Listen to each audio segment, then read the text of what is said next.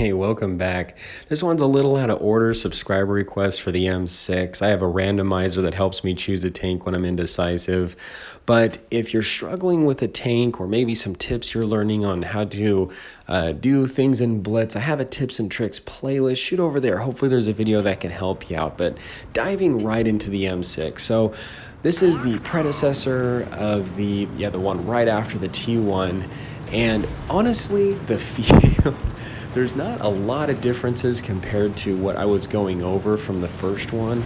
Armor profile feels the same. It's obviously a tier higher, but you're also facing tanks that are also a tier higher that have better penetration and etc. And so, but the feel of it's fairly similar. So even in this lineup, I thought we would have been going to the left because we had more mediums, but the team obviously wanted to go right, so I wanted to put myself in a position to support the team.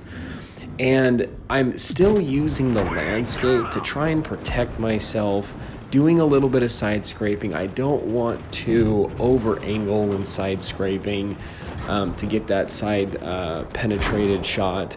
But using this train just as even as simple in my third person view to see where the enemy is, see what's going on. I'm paying attention to my team, the lineup. We've got a hard push happening over on the right, and I'm trying to cut a little bit more up on the center and being aggressive, trying to use the data points of understanding where my team is, the enemy is, so that I can move up from one point to another in advance, knowing where my team is and they are.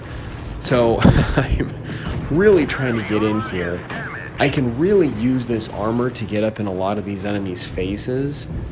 In a battle that I'm a tier lower, or the bottom tier in the situation, I am a little bit more cautious, but my team is just falling apart really fast.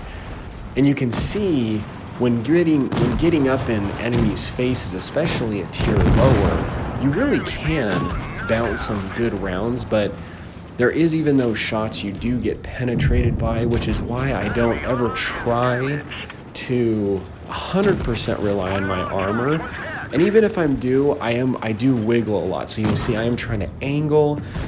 I was trying to trying to get this guy not behind me. And unfortunately, there was this SU that just messed me up just from behind. And really just, if you've got a medium tank that's trying to get around you, one thing that's really helpful is to be up against a building and kind of do what I'm doing or had done. I'm actually dead now.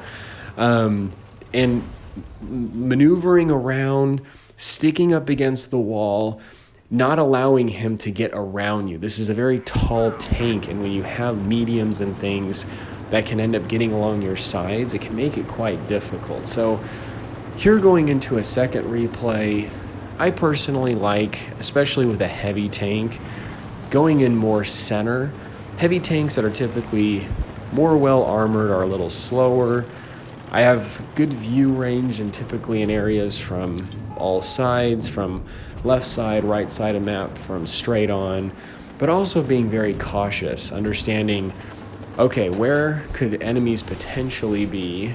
I'm paying attention to where my team is when I'm making these decisions of moving up. And as they're spotting, it kind of helps me put together a path. Now, that smasher I definitely did not want to get in front of. So I wanted to back up. I didn't want to risk taking a shot at him or giving myself enough time to get a shot off him, because if he got a shot off me, that's not a very good or healthy hit point trade. So this is what I'm also saying, is using your third person view before popping out.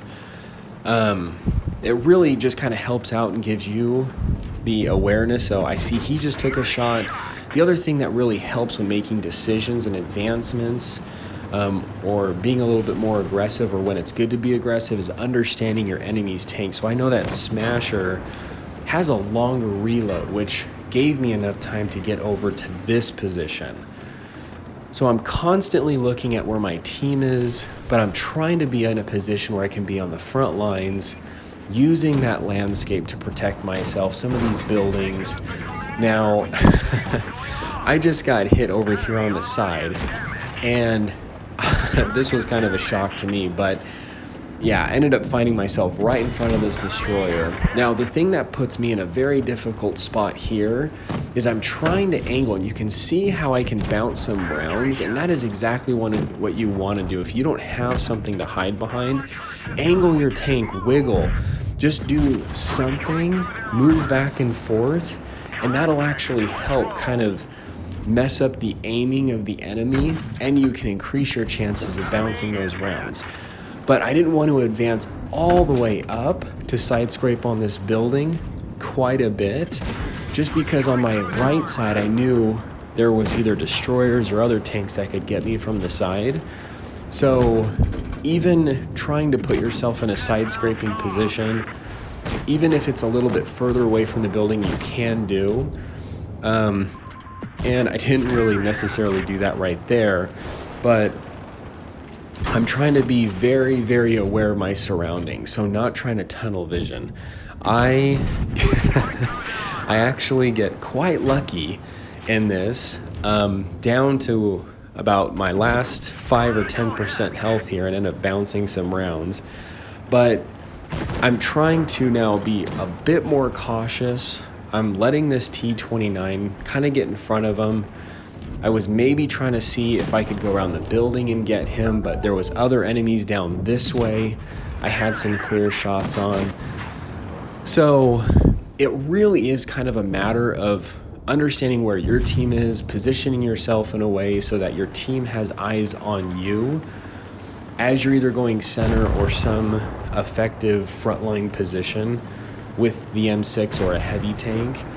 Because if you go to one complete side of the map while your team's on the other, and they don't have visibility of where you're at, well, it's not going to help you out too much. You get overrun and just killed.